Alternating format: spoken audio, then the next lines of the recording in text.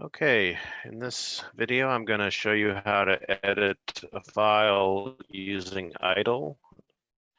And once again, we can use the search box in Windows here to type idle and click on it. And that will bring up the idle shell that we saw earlier, and we can type Python commands in the shell. But we can also use this to edit Python files. If we go to the File and New File menu option, this will bring up an editor.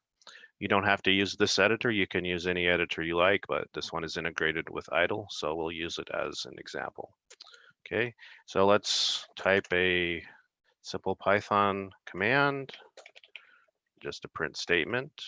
Okay, and to run this in the shell, we go to run module, and it's going to ask us to save the file.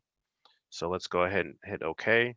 I like to save it in Documents, Python Files folder. You can save it wherever you like, whatever makes sense to you. I'm just going to overwrite this file called test.py that's already there. It's going to ask me to confirm. And you can see that it actually printed the message in this window here, this Python shell window.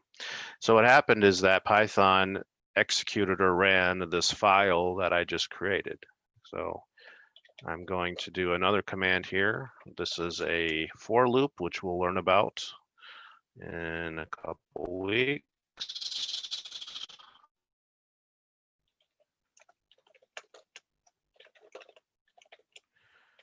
Okay, so once again, I will run it. I made a mistake here.